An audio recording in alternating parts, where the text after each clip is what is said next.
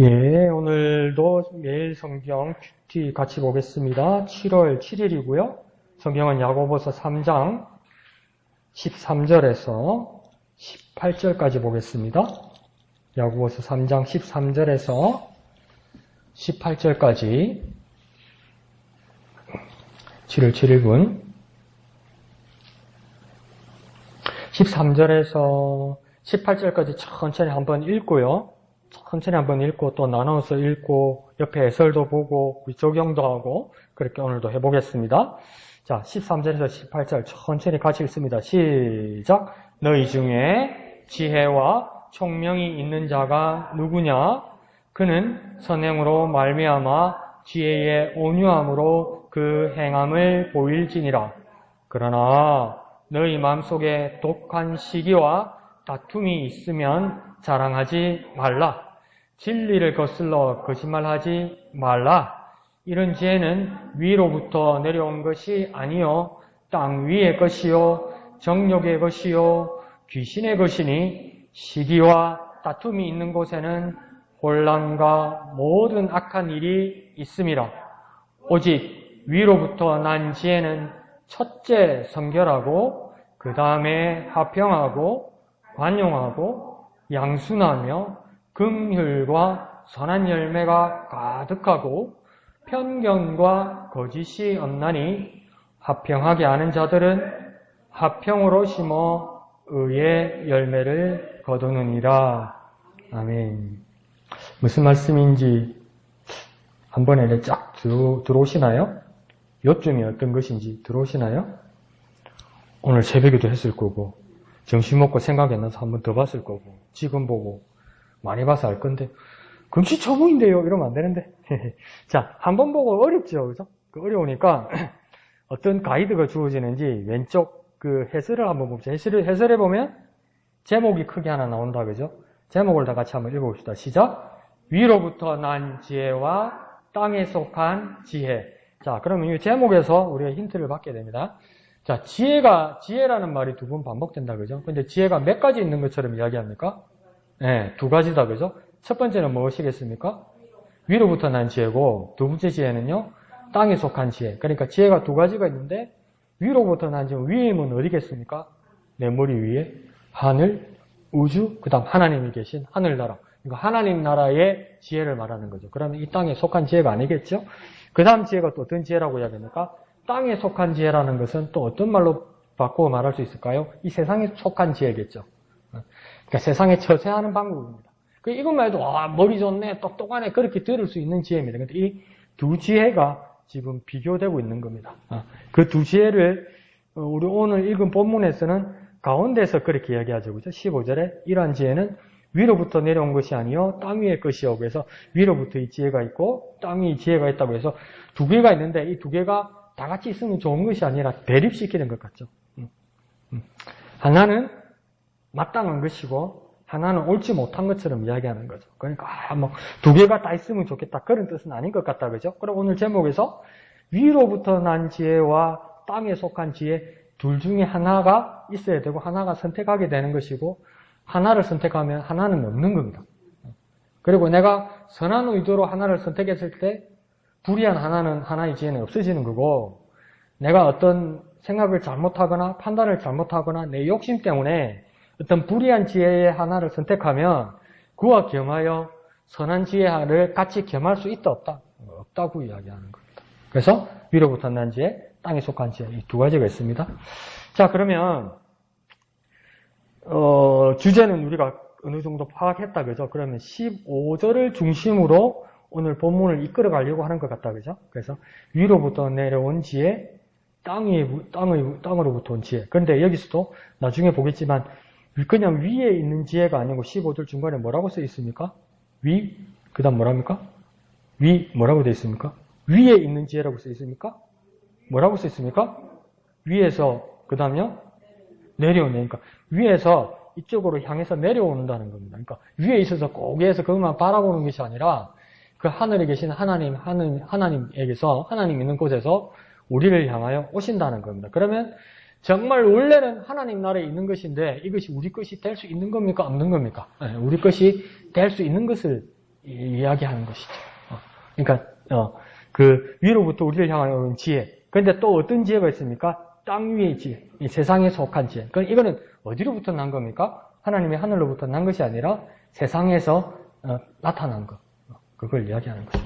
그러면 이제 세 단락으로 나눠져 있다, 그죠? 13절 한 절 돼 있고, 그 다음 14절에서 16절까지 두 번째 단락, 17절에서 18절까지. 그럼 13절만 일단 우리가 한번 파악을 해봅시다. 13절에 그 왼쪽에 제목이 뭐라고 되어 있습니까? 파란색으로 참지에 관한 질문과 명령 두 가지가 그러니까 뭡니까? 질문과 명령이다, 그죠?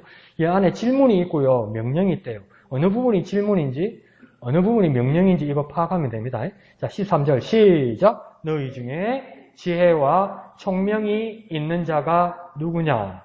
그는 선행으로 말미암아 지혜의 온유함으로 그 행함을 보일지니라. 아, 나는 보였어요. 자, 질문은 무엇이겠습니까? 뭘로 끝납니까?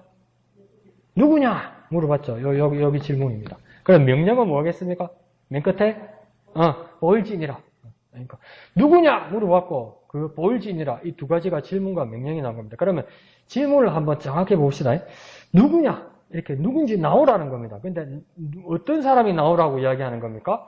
지혜와 총명이 있는 자. 지혜와 총명이 있는 자가 누구냐? 근데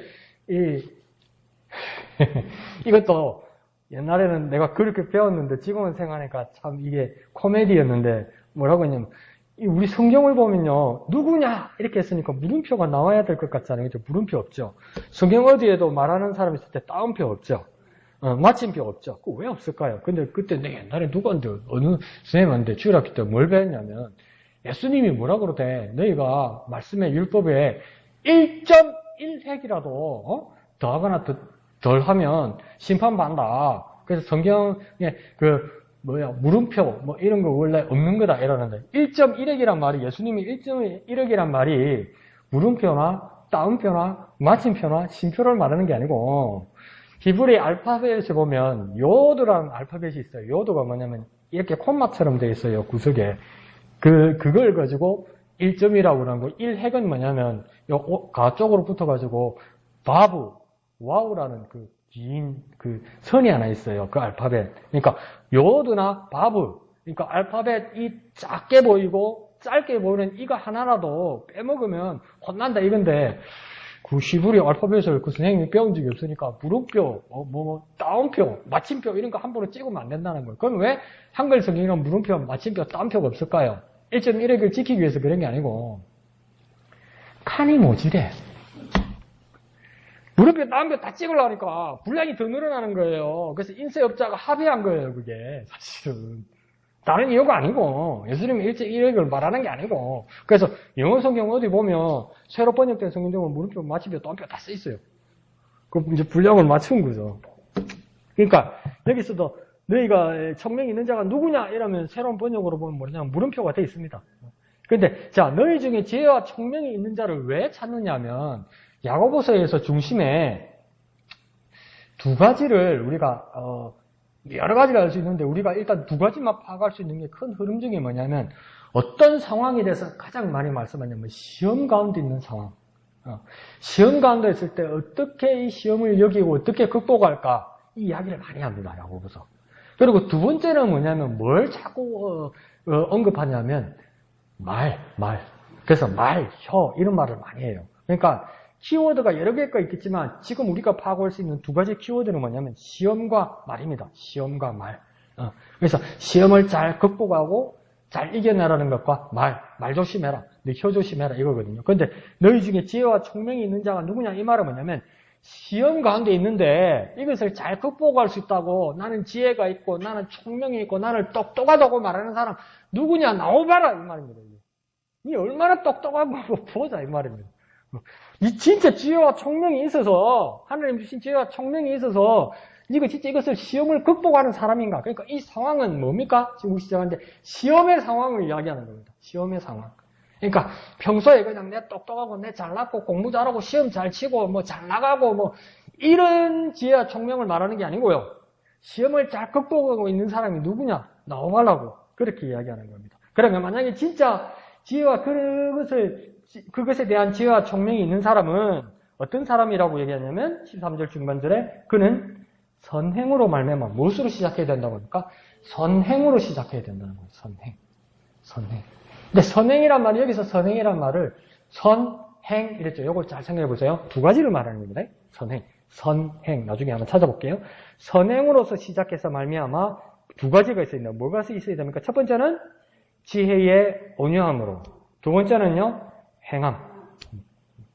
그걸 보여라는 겁니다. 이 진짜 지혜와 총명이 있다면 선행으로 시작되는 첫 번째 지혜의 온유함으로, 두 번째는요, 행함으로. 그것을 보이라는 겁니다. 그러면 선행이라고 할 때 내가 아까 두 가지라고 그랬죠. 그러니까 선은 무엇이겠습니까? 뒤에 말하는 지혜의 온유함을 말하는 거겠죠. 그죠? 그 다음 행은 무엇이겠습니까? 뒤에 말하는 것처럼 행함. 그러니까 진짜 지혜와 총명함이 있는 사람은 야고보는 뭐라고 이야기냐면 마음과 행동, 그것이 선한 마음, 온유함과 그 행동이 같이 있어야 된다는 거예요. 진짜 지혜와 총명이 있는 사람은 안팎이 다 뭐랄까요? 준비되고 훈련된 사람을 이야기하는 겁니다. 내가 진짜 지혜와 총명이 있으면 머리로 생각을, 상상을 많이 하거나 그냥 아는 건 없는데 그냥 밀어붙이거나 이거 가지고는 안 된다고요. 안팎이 다 준비되고 훈련된 사람이라는 거예요.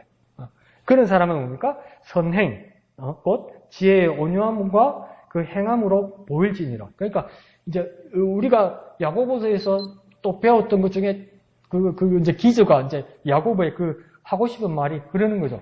야고보가 그 뭐라고 해야 합니까? 행함이 없는 믿음은 사장에 가면 행함이 없는 믿음은 죽은 믿음이라 이렇게 이야기하잖아요. 그러니까 야고보가 믿음 가운데서도 어떤 믿음을 자꾸 야고보는 강조합니까? 행함이 있는 믿음. 행함이 없는 믿음은 죽은 믿음이니까 행함, 보이라고 이야기하잖아요. 열매를 보자고 이야기하잖아요. 여기서도 뭡니까? 행함을 보이라고 이야기하는 거예요. 행함을. 근데 그 행함은 그냥 억지로 되는 것이 아니라 어디로부터 시작된다고 합니까? 지혜의 온유함으로. 근데 지혜를 가져서 막 똑똑하고 샤프하고 예민하고 막 성격이 거친데 똑똑한 거 이거 가지고는 안 된다고요. 그 지혜가 무엇이 되어야 된다고 합니까? 온유함으로 되어야 된다고 해요. 한번 우리 생각해 봅시다. 온유함이 뭐죠? 뭔지 대강 감은 오죠. 저 사람 참 온유하다 이러면 무슨 말 뜻인지는 알겠죠. 마음은. 그러면 이걸 그냥 마음으로 아는 것 말고 이걸 제가 여러분에게 한번 제안하는 건 뭐냐면 온유함이 정확하게 무슨 뜻인지 쓸 수 있어야 된다. 그 목사님이나 나랑 모르지. 몰라서 찾아봤지. 여러분 다 스마트폰 가지고 계시잖아요. 그럼 이런 거 할 때 스마트폰 켜가지고 구글이나 네이버나 다음에다가 온유라고 그냥 쳐보라고요. 그러면 그냥 그 뜻이 나와요. 그 매달 사용료 전화비 주는데 쓰시라고요. 온유 딱 치면 그냥 한글 사전으로 그냥 나와요. 그러면 더 정확하게 온유함이 무슨 뜻인지 알 수 있는 거예요. 그래서 또 쳐보면 뭐라고 나오냐면 사전에 성질이 따뜻하고 부드러운 것을 온유함이라고 합니다. 성질이 따뜻하고 부드러운 것. 근데 요즘 세상에 성질이 따뜻하고 부드러우면 뭐라고 합니까? 저거 바보야 이거 저거. 저씨 바보 같은 게 따뜻하고 부드러운 딱 놀리 묶기 좋고 잡아 묶기 좋고 휘두르기 좋고 그렇잖아요. 그런데 뭐냐면 야고보는 뭐라고 하냐면 지혜의 온유함으로부터 시작돼야 된다. 온유함, 그 마음이 따뜻하고 부드러운 그 지혜. 야, 이런 게 어떻게 가능합니까? 여러분 어떻게 가능합니까? 여러분 한번 생각을 한번 들어봅시다. 온유함, 똑똑한 건 노력하면 할 수 있겠는데 그 똑똑함의 온유함, 마음이 따뜻하고 부드러운 건 어떻게 가능할까요? 가능한가요? 요즘 세상에? 어렵죠. 머리가 이렇게 샤프하고 날카로우면 안 쏟고 잘 밝혀내고 그러면 예민하고 이런 거지. 근데 여기서는 뭐냐면 지혜의 온유함으로 하라는 겁니다. 그게 그리스도인의 모습이에요. 예수님께서 모든 것을 다 내어주시고 제자들에게도 발을 씻기면서 뭐라고 했냐면 내가 선생으로서 그런다고 그랬어요. 내가 니한테 지금 종지라는 줄 알았냐? 뭐 할 때 말하는 겁니까? 제자들이 발을 씻길 때 제자들이 기겁을 했잖아요. 어떻게 내 발을 씻을 수 있냐고. 근데 예수님 다 씻고 나서, 발 씻기고 나서 뭐라 합니까? 내가 너에게 선생으로서 너에게 발을 씻겠다고 그러죠. 선생이 어떻게 제자의 발을 씻깁니까? 종이 상전 발을 씻지요. 근데 예수님 끝에 뭐라고 하니까? 너희들도 그렇게 하라고 그러잖아요. 이 말은 무엇입니까? 선생으로서 제자를 발을 씻기는 모습이 도무지 이해가 가지 않지만은 선생으로서 제자의 발을 씻기는 것처럼 너희가 권위를 가지고 있지만 그것을 온유함으로 하라는 겁니다. 섬기는 모습으로 하라는 겁니다. 따뜻하고 부드러운 모습으로 하라는 겁니다. 그 마음으로 하라는 겁니다. 그걸 뭡니까? 마음만 가지고 있지 말고 행함으로 하라는 겁니다. 그런데 이렇게 지혜의 온유함으로 행함을 하면 무엇 할 수 있다는 겁니까? 이걸 가지고 시험을 이길 수 있대요. 이거 말이 안 맞잖아. 시험을 나가는데 지혜의 온유함으로 행함을 하면 여러분 생각 어떻습니까? 내 생각은 더 당할 것 같은데.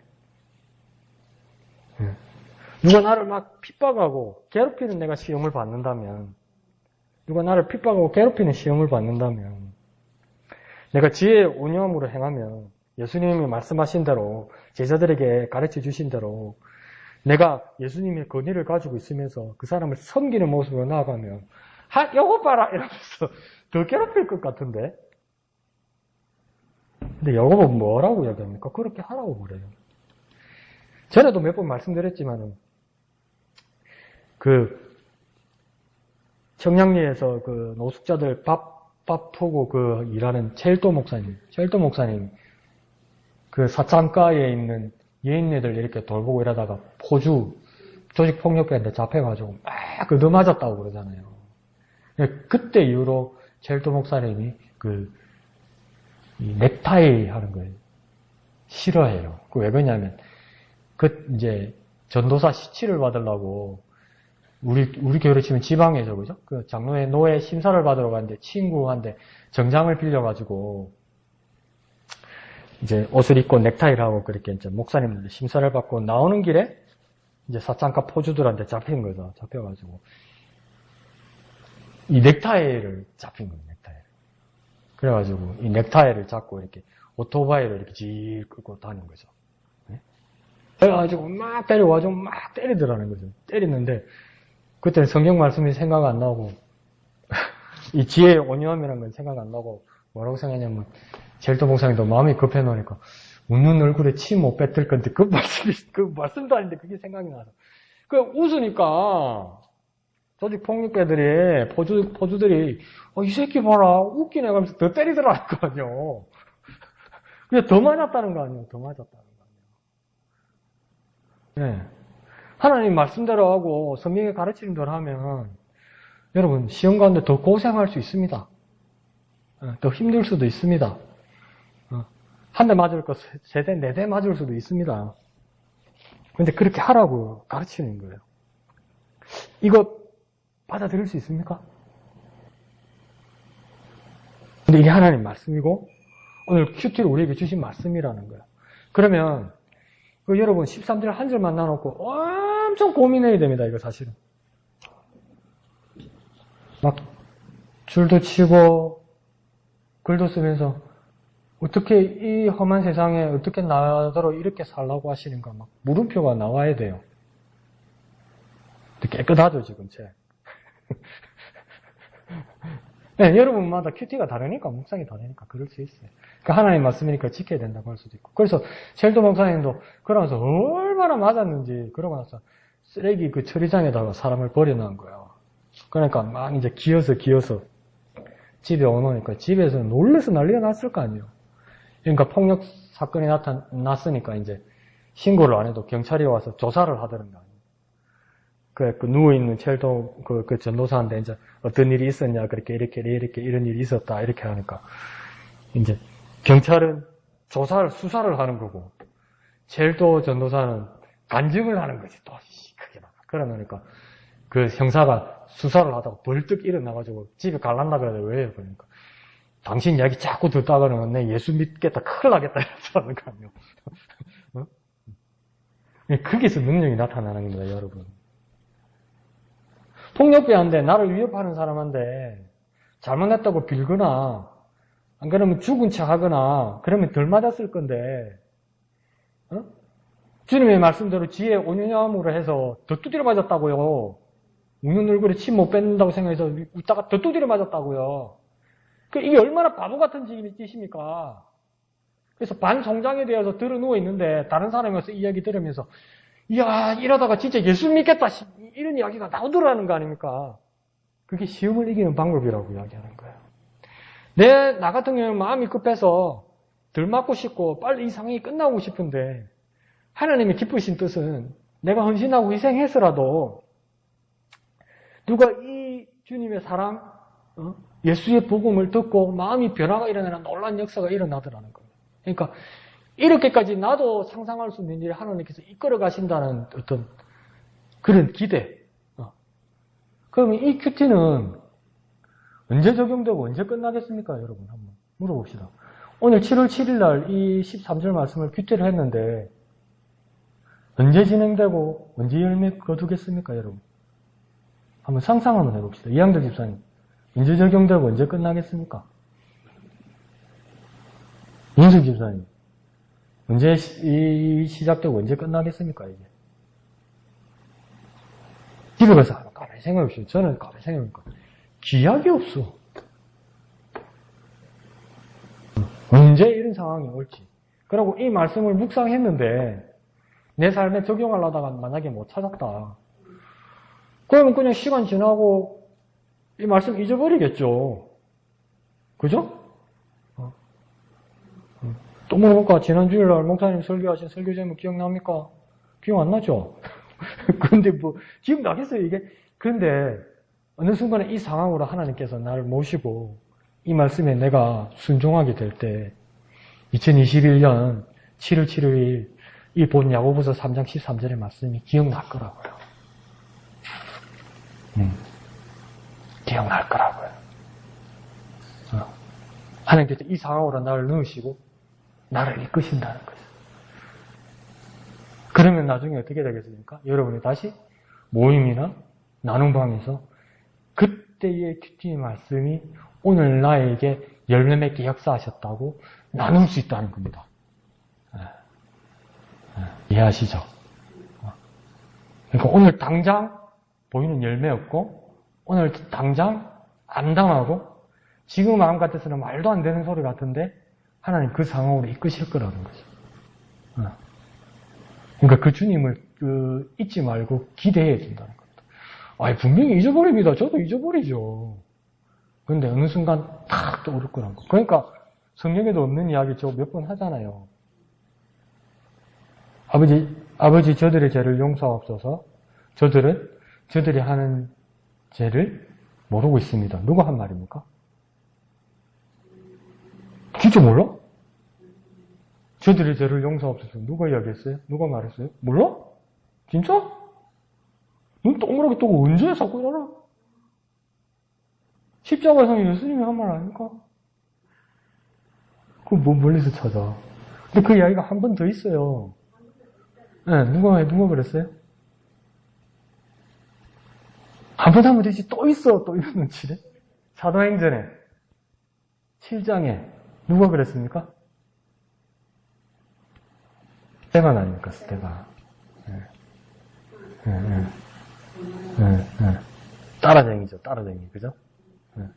근데 성경이 안 나오는데, 또 한 사람이 이 똑같은 말을 역사책에 기록되어 있습니다. 그 사람이 야고보입니다. 죽으면서 그 이야기를 해요. 이 따라쟁이들이요. 왜 따라쟁이가 됩니까? 야고보나 스테반이? 그리스도인이기 때문에, 예수 그리스도의 사람이기 때문에, 그 얼마나 오랜 기간이 지나간 겁니까? 심지어 야고보는 뭡니까? 요한복음에 보면 예수님한테 대들잖아요. 다른 복음서에서는 예수님 미쳤다고 잡으러 왔잖아요. 엄마하고 같이. 그랬던 사람이 나중에 죽을 때 자기 형이 했던 말하고 똑같이 합니다. 저들이 죄를 용서하옵소서. 그렇게 해요. 얼마나 많은 시간이 지났습니까? 예수님이 한 말을 들었겠죠. 보았겠죠. 누구는. 그리고 서로 나누었겠죠. 어떨 때는 직접 듣지 못했겠죠. 근데 그게 자기의 마지막 순간에 예수님하고 똑같은 말을 하더라는 겁니다. 그러니까 어쨌든 간에 여러분 큐티하시고 어쨌든 간에 줄을 치시고 어쨌든 간에 말씀 보시고 어쨌든 간에 느낌표를 치든지 막 별표를 치든지 물음표를 치든지 야 지금은 아닌데 이게 뭔데 이러다가 어느 절정의 순간에 적재적소에 하나님께서 그것을 적용하게 하시고 역사하실 거니까 그 주님을 기대해야 되는 거죠. 규칙. 이해하시죠? 시간 너무 많이 썼다. 왼쪽도 해야 되는데. 자, 넘어갑시다. 그 다음 14절에서 16절 한번 읽어볼까요? 14절, 16절 천천히요. 시작. 그러나 너희 마음속에 독한 시기와 다툼이 있으면 자랑하지 말라. 진리를 거슬러 거짓말하지 말라.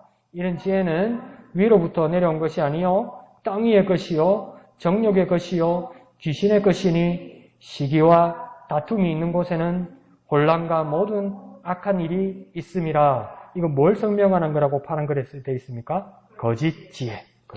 그러니까 땅 위에 있는 지혜, 땅에 속한 지혜, 세상의 지혜에 대해서 설명하는 겁니다.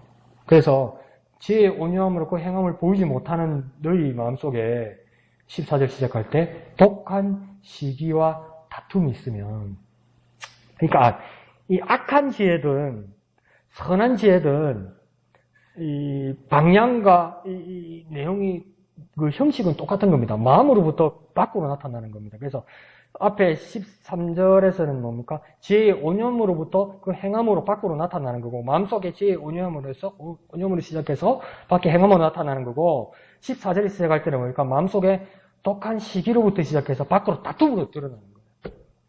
그러니까 무릇 자문서에서 무릇 지키는 만한 것보다 네 마음을 지키라. 생명의 권한이 여기에서 남이라. 뭐부터 시작하라고 이야기하니까 마음부터 시작하라고 이야기하는 거예요. 그러니까 겉과 속이 다르면 안 되는 거예요. 그러니까 야고보도 말하는 게 행함이 없는 믿음은 죽어간 믿음이라 할 때 마음이 어찌됐든 네 생각이 어찌됐든 네 심지어 어찌됐든 행함만 보이라 이 뜻이 아니고요. 네 마음으로부터 시작돼야 된다는 거예요. 마음이 시기로 시작되면 그 밖으로 다툼이 나타나는 거고, 마음속에 지혜의 온유함으로 시작되면 선한 행함으로 나타난다 이 말이죠. 시기와 다툼이 있으면 뭐 하지 말라? 자랑하지 말라. 이 자랑하는 것이 시기와 다툼이 있으면 자랑하지 말라. 그리고 진리를 거슬러 거짓말하지 말라. 그러니까 거짓말이 왜 문제가 되는지 여기서 아주 짧게 말합니다. 거짓말을 왜 하면 안 되죠? 하얀 거짓말도 있잖아요. 근데 그런데도 왜 거짓말을 하면 안 되죠? 여러분 생각에. 정답 말고는 여기는 여러분 생각, 고백을 한다고 했잖아요. 왜 거짓말하면 안 되죠, 집사님? 말 안 하고 뻗치면 강 목사 대답할 거니까 뻗치네. 왜 거짓말하면 안 되죠? 손주들하고 애들 가르칠 때, 도준아, 거짓말하면 안 돼. 그렇게 가르치잖아요. 왜 거짓말하면 안 되죠? 거짓말하면 뭐 죽습니다. 왜 거짓말하면 안 되죠? 나도 그렇게 질문을 쓴 거예요. 왜 거짓말하면 안 되지? 좋은 뜻으로 남한테 상처 안 받게 하려고 거짓말 할 수도 있잖아요. 여기서는 어떤 거짓말이라고 말합니까? 진리를 거슬러 거짓말 하지 말라 하죠. 내가 거짓말하면요, 진리를 왜곡시킨다.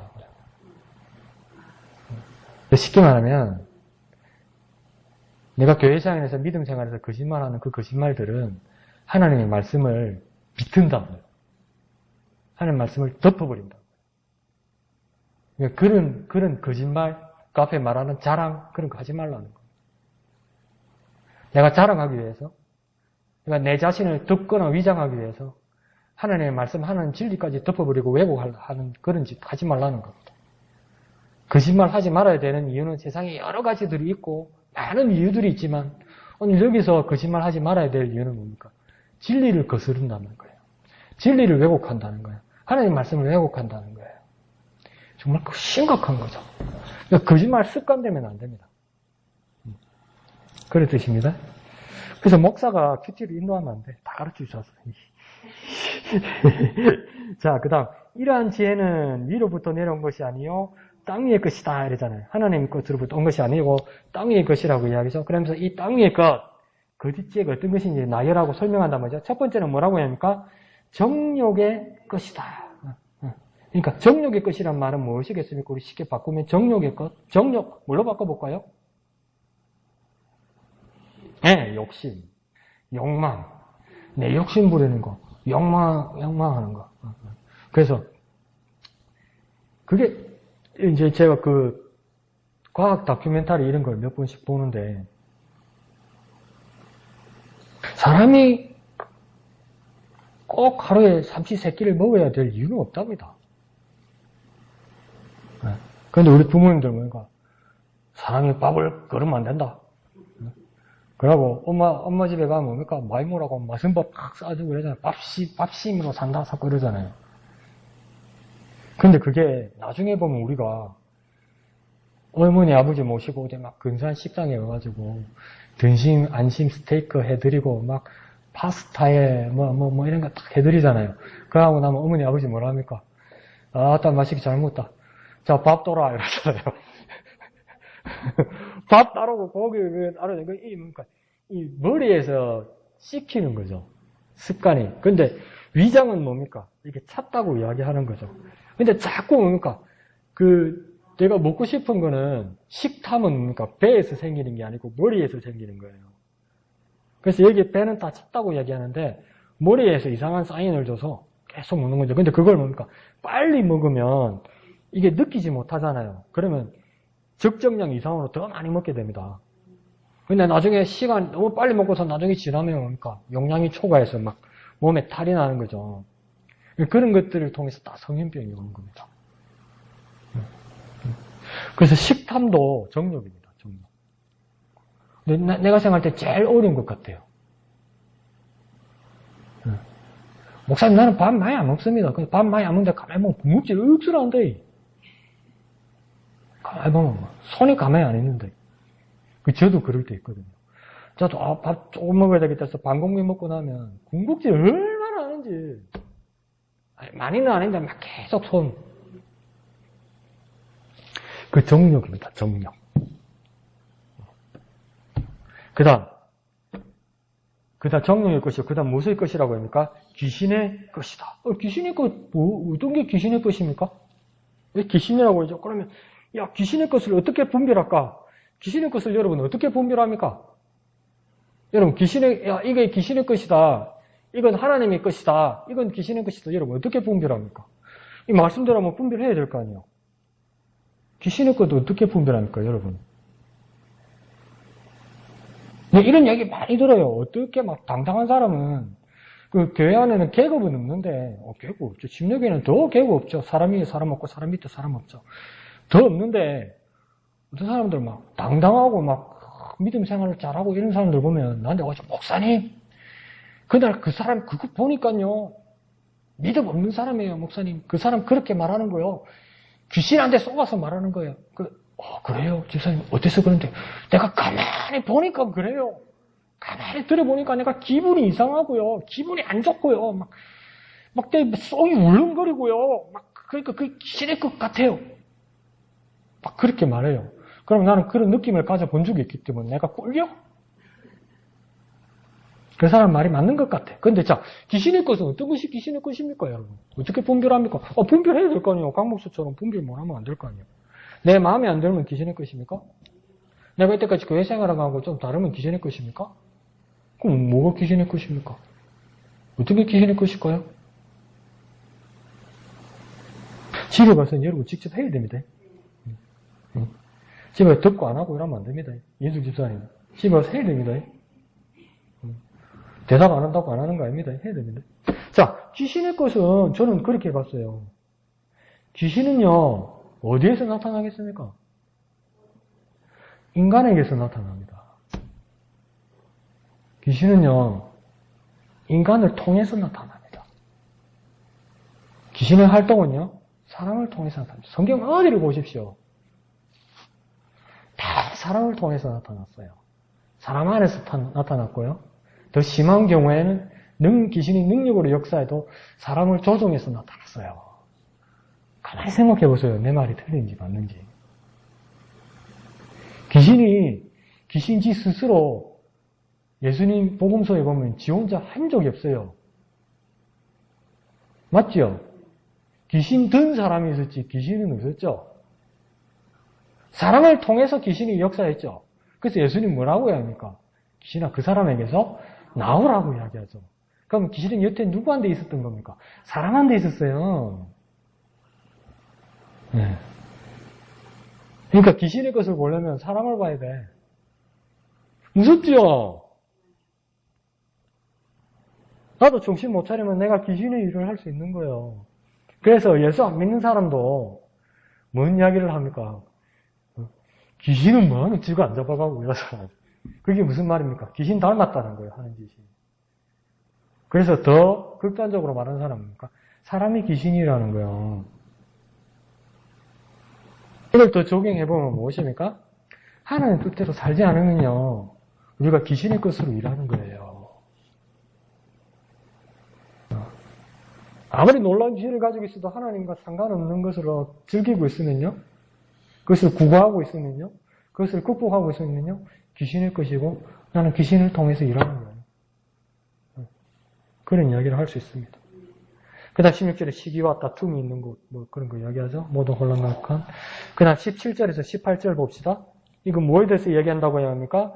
참 지혜에 대해서 이야기한다고 그죠? 위로부터 난 지혜죠. 그죠? 17절, 18절 시작. 오직 위로부터 난 지혜는 첫째 성결하고 다음에 화평하고 관용하고 양순하며 긍휼과 선한 열매가 가득하고 평경과 거짓이 없나니 화평하게 하는 자들은 화평으로 심어 의의 열매를 거두느니라. 아멘. 자, 위로부터 난 지혜라고 이야기하잖아요. 곧 하나님의 하늘로부터 온 지혜라고. 그러니까 정말 지혜로운 사람은 자기로부터 안 나와요. 그러니까 내가 똑똑하다고 생각하면 그건 똑똑한 것도 아니고 지혜도 아니에요. 왜요? 자기에게서 난 것이니까. 근데 진짜 지혜는 하나님으로부터 난 것을 믿는 거예요. 그러면 뭘로 전제가 됩니까? 겸손해야 돼. 왜? 내게 아니니까. 겸손하지 않는 사람은, 온유하지 않는 사람은 지혜로운 사람 아닙니다. 절대 그런 사람 두려워하지 마십시오. 자, 근데 그 성격이 첫 번째는 뭐라 합니까? 성결하고, 성결한 건 뭡니까? 여러분 뭘로 한번 바꿔볼까요? 성결한 거. 순결하다. 그렇게 말할 수 있죠, 그죠? 깨끗하다. 순수하다. 또 좀 부정적으로 말하면 꼼수 없다.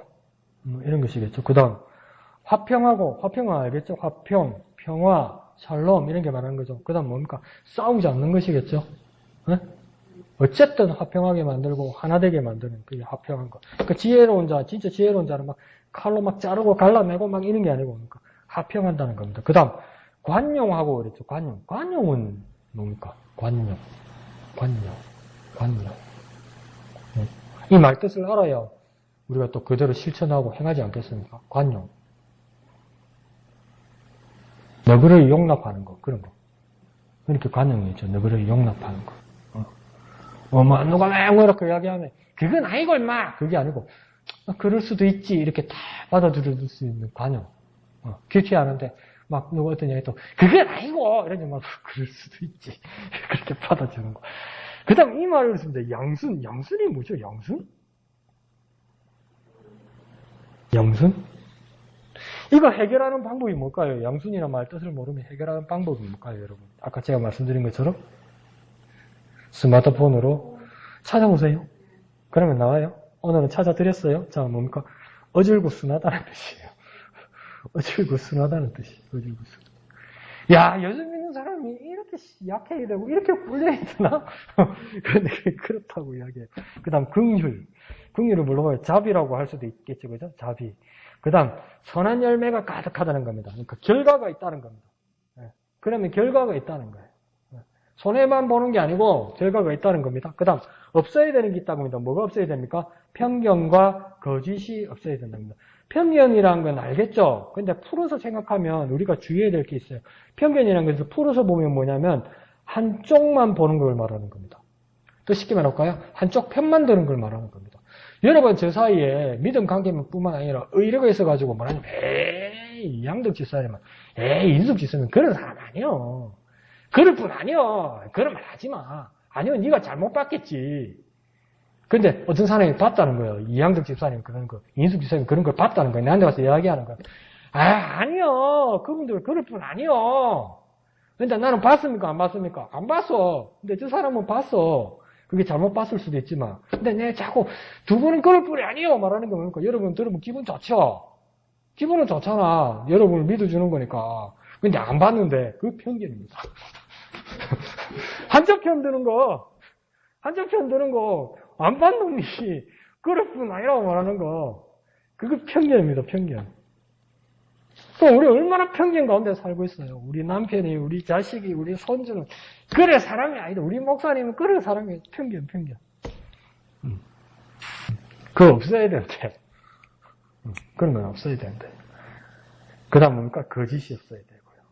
근데 이 거짓을 나중에 오른쪽 밑에 해설에서도 얘기하지만 앞절러가지고 거짓을 이야기했지만 이 거짓이 왜 중요한 뜻으로 말하면 여기서 거짓은 아까 진리를 거슬러 거짓말한다 할 때 제가 그렇게 설명을 드렸고 또 한 가지의 뜻은 뭐냐면 강 목사처럼 집사님들 그렇게 살면 안 됩니다. 하나님 말씀대로 살아야 됩니다. 순종해야 됩니다. 힘들고 어려워도 이 시험을 어려고 힘들어 어질고 지혜의 어진 모습으로 그 행함으로 아무리 손해볼 것 같아도 힘들어도 주님의 말씀을 따라 그렇게 살아야 됩니다. 그러면 여러분은 너무나 순종해야 돼요. 아멘.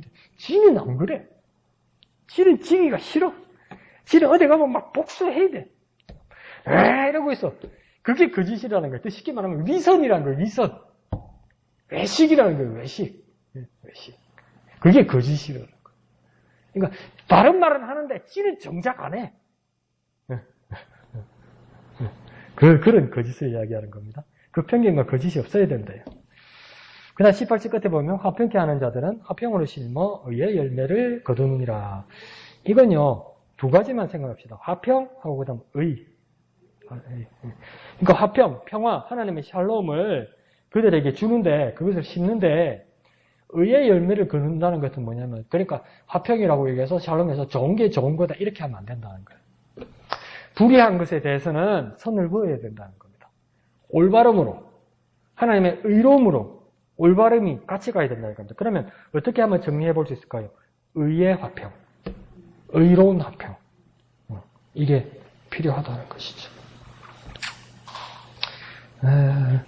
큐티 일하면 안 되는데 여러분한테 물어봐야 되는데 그래서 다음 주에는 또 더 많이 해오십시오. 수요일이나 목요일이 될지 모르겠지만 웬만하면 수요일 거 할 것 같은데요. 그렇게 해서 더 말씀을 이렇게 묵상하고 정답은 필요 없습니다. 여러분의 고백과 여러분의 큐티가 있으면 됩니다. 그리고 어려운 단어는 어떻게 하자고 했습니까? 스마트폰에 찾아보면 구구사전처럼 단어 뜻이 나옵니다. 그럼 그걸 머리로 외워오지 말고 적어오시면 됩니다. 그리고 볼펜으로 쓰고 그리고 표시하고 이렇게 해오십시오. 깨끗하게 해오지 마시고요. 인수기사님 꼭 끄떡하셨어요. 해오셔야 돼요. 다음 주에. 그래서 정말 우리가 위로부터 난 지혜로 살고 또 땅에 속한 지혜가 아니라 위로부터 난 지혜의 온유함과 그 행함으로 주님 앞에 살아가며 나아가는 저와 여러분 되시기를 예수님 이름으로 축원드립니다. 그래서 그 시험을 이겨내는 저와 여러분 됩시다. 큐티 생활 열심히 합시다.